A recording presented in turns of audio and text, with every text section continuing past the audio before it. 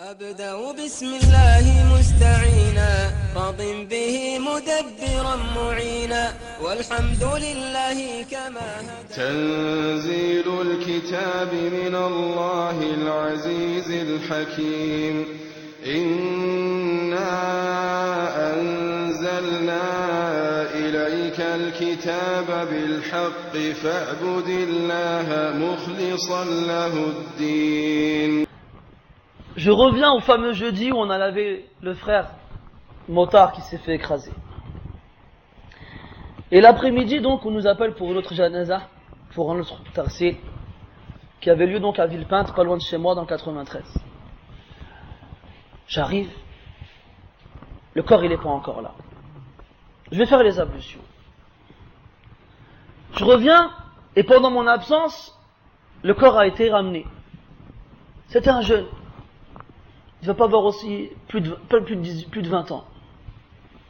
Je le regarde comme ça, et j'ai l'impression de le connaître. Mais je ne le reconnais pas. Alors je suis perturbé, mais je continue. Un peu plus tard, son père il arrive. On n'a pas encore commencé le lavage. Je vois son père, je vais le voir, je fais ta'ziya, les condoléances. Ahsanallahu aza'ak wa 'azzama Allahu ajrak. Et il parle au téléphone avec son autre fils. Et je l'entends répéter Abdelkarim, Abdelkarim, Abdelkarim. Je réfléchis, je regarde le frère mort, et paf, je me rappelle. Je me rappelle de ce fameux Abdelkarim, que j'avais rencontré il y a de ça, maintenant, peut-être 12 ou 13 ans, dans une mosquée. Un petit jeune de cité, qui venait juste faire la prière. Plus tard, j'ai fait la khutbah dans une mosquée à Blanc-Minil, dans le 93 toujours, et il vient me voir. Il me fait, tu te souviens de moi? Je lui dis, ton visage il m'est pas familier. Il m'est familier, na'am. Il me dit, c'était moi qu'on avait vu, tu m'avais vu dans la mosquée telle. Je fais, mashallah. Et l'akh, mashallah, il portait la sunna, et il me demandait des conseils, il voulait partir étudier au Yémen. Et je l'ai plus revu pendant quelques mois. Je pensais plus à lui. Et là, je le vois devant moi sur la table, mort. Je demande à son père, qu'est-ce qui s'est passé? C'est Abdelkarim de Blanc-Minil. Il me fait, tu le connais? Je lui fais, c'est moi, Soufiane, l'imam de la mosquée de Blanc-Minil. Il me dit, c'est Soufiane? Il prend son téléphone, il appelle son fils. Il me dit, devine, je suis avec qui là? Il fait, je suis avec Soufiane, l'imam de Blanc-Minil. Après, il fait, tiens, il me passe son fils. Son fils, il me fait, Soufiane, comment t'as su qu'il était mort? Je lui dis, je l'ai pas su. Moi, je suis avec un frère. Et on nous appelle quand il y a des janazas, j'y vais pour faire le rosl. Il m'a dit, subhanallah, juste avant de mourir, il m'a demandé de t'appeler pour que tu viennes le laver.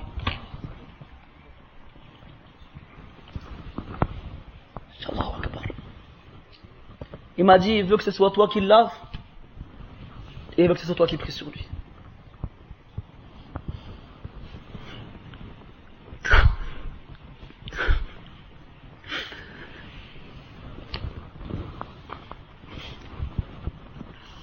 Alors je le regarde comme ça. Et on commence à le laver.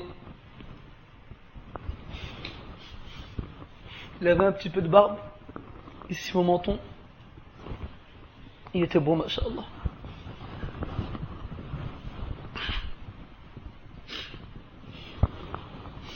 Wallah, j'exagérerai pas si je vous dis que son visage resplendissait. J'ai demandé à son père comment est-ce qu'il est mort. Il m'a dit, subhanallah, j'ai demandé à son frère, il m'a dit, il est monté sur son scooter, et il partait faire salat al-maghrib à la mosquée. Et son frère, il me dit, je l'ai quitté juste avant, et il a démarré, je l'ai appelé Abdelkarim, il s'arrête, il me dit quoi? Je lui ai dit, n'oublie pas de faire du'a al-rukub. Subhanalladhi sakhara lana hada wa ma kunna lahu muqrinin. Alors il lui dit, barakallahu fik. Il l'a dit, il met son casque, il roule un peu et il se fait taper par une voiture. À l'hôpital, il arrive à parler un peu et un peu plus tard il meurt. Alors on l'a lavé, on a prié sur lui et comme ses prédécesseurs, il a pris le chemin pour le bled où il a été enterré, rahimahullah, wa ghafara bih. Vous voyez les frères, ici nous tous, je pense qu'on a l'intention, Inch'Allah, de partir, ne serait-ce que pour étudier. Je pense que les conseils avisés de notre cher frère Bouzaïd vous ont assez motivé pour cela. Et moi, si je peux vous rajouter une chose, c'est que la vie, elle n'est pas éternelle et qu'on peut faire plein de projets. Wallahi, si Rabbi Azza wa Jalla ne te laisse pas le temps, ben tu ne les feras pas. Alors profite de ta jeunesse, profite de ta vie et ne remets rien au lendemain. Comme il disait Al-Hassan al-Basri rahmahullah, Ya ibn Adam, innama anta ayyam, fa idha dhahaba yawmuk, dhahaba ba'duk. Ô fils d'Adam, tu n'es que quelques jours, et lorsqu'un jour il te quitte, une partie de toi est partie.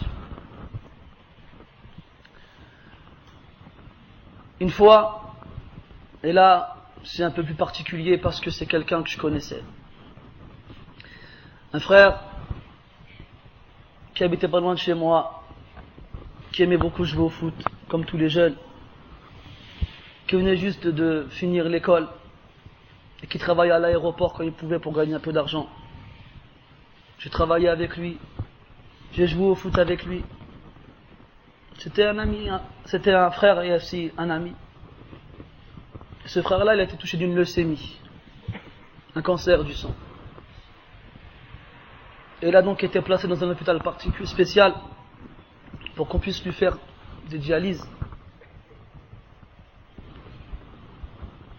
Et on venait le voir de temps en temps. Et c'est très dur de voir quelqu'un mourir à petit feu. Quelqu'un qu'on voyait courir sur les terrains de foot très rapidement. Et ce frère-là, il n'a pas pu aller faire une umrah. C'était son plus grand rêve de faire une umrah.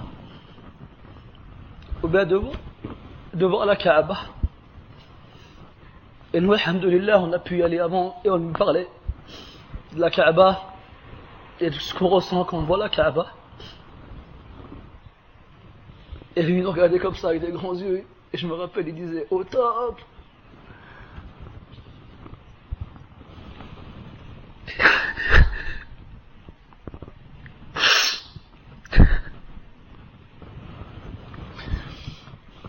Il y a eu des hauts et des bas dans sa maladie, mais vers la fin c'était irrémédiable. Pas longtemps avant qu'il ne meure, on va à l'hôpital. Il était devenu très maigre. Il était sous assistance respiratoire. Et on n'a pu rentrer que un par un, avec des protections et des trucs stérilisés pour pas qu'ils soient touchés par un microbe, parce qu'ils perdent leurs globules blancs, les gens qui sont touchés par cette maladie, et n'importe quel microbe il peut les tuer. Il était tout jaune, subhanallah. Tout. Et la sunna, quand vous visitez un malade, c'est de l'encourager, de le motiver, de lui faire oublier qu'il est malade. C'est pour ça qu'on lui dit, la bas, tahour, incha'Allah. Il n'y a pas de mal, c'est une purification si Allah le veut. Mais qu'est-ce que c'est dur, wallah. D'essayer de le réjouir, de lui faire oublier la maladie. Je me suis assis à côté de lui. Il était endormi. Je lui ai pris la main. Il s'est réveillé. Il m'a dit, Sofiane. J'ai fait, ça va, Amine. Il s'appelait Amine. Après, il se met à pleurer. Il me fait, Sofiane, j'ai peur.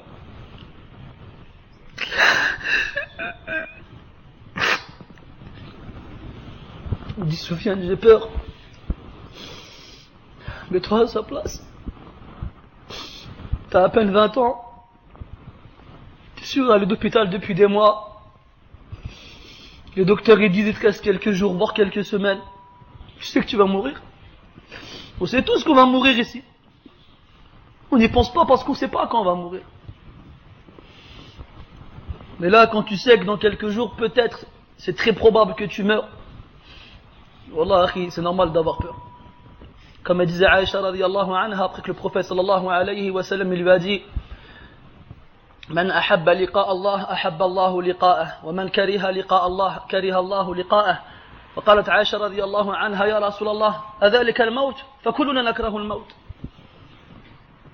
Quand il a dit alayhi salatu wassalam, celui qui aime rencontrer Allah, Allah il aime à le rencontrer. Et celui qui déteste rencontrer Allah, Allah il déteste à le rencontrer. Alors Aïcha radiallahu anha, elle a dit, ah Rasulallah, nous, si c'est la mort, on déteste tous la mort. Qui aime la mort ici? Qui aime à mourir? Une fois tu lui as répondu, alayhi salatu wassalam, il a dit non. On dit quand le croyant il meurt, les anges de la miséricorde viennent et ils lui annoncent des bonnes nouvelles, alors il est réjoui et il aime à rencontrer Allah, alors Allah il aime à le rencontrer. Quant au mauvais, lorsqu'il va mourir, les anges du châtiment viennent et ils lui annoncent ce qui l'attend comme torture et châtiment, alors il déteste à mourir et à rencontrer Allah, et Allah il déteste à le rencontrer. Il me dit Amin, je lui prends la main, il se met à pleurer, il me dit Soufiane, j'ai peur. Alors, un effort plus ou moins de ma part surhumain pour retenir mes larmes, et je lui dis mais non Amin, Inch'Allah tu vas guérir et on ira faire une umrah ensemble comme tu le voulais tant. Il m'a dit Inch'Allah. Un peu plus tard, donc nous on part. Et un jour je reçois un SMS d'un frère qui le connaissait avec nous et qui m'annonce qu'il venait de mourir. Alors on va à l'hôpital et c'est nous qui nous sommes occupés de son lavage. Et son père il m'a dit qu'il était à son chevet avant qu'il ne meure. Et il lui lisait du Coran. Et lui, il rêvait. Et il parlait en dormant. Et il disait à Omar c'est l'autre frère très proche de lui aussi. Il disait Omar, dépêche-toi, on va arriver en retard. On est à la Mecque. Et le mec, il était à la Mecque. Et que c'était l'heure de la prière. Et il disait au frère de se dépêcher pour aller prier devant la Kaaba. Son père, il me raconte, il me dit qu'il lisait du Coran et qu'il est arrivé au verset où Allah Ta'ala il dit Ya ayyatuha an-nafsul mutma'innah irji'i ila la ayyatuha an-nafsul mutma'innah Shia irji'i ila rabbiki radiyatan mardiyah. Et là son fils il fait et il meurt. Imagine-toi ton fils, vous qui avez des enfants ici. Imagine, tu vois ton fils mourir en quelques mois, perdre sa force, être incapable de bouger tout seul, perdre son poids, changer de couleur. Et imagine-le en train de mourir à côté de toi. Quelle épreuve ça doit être.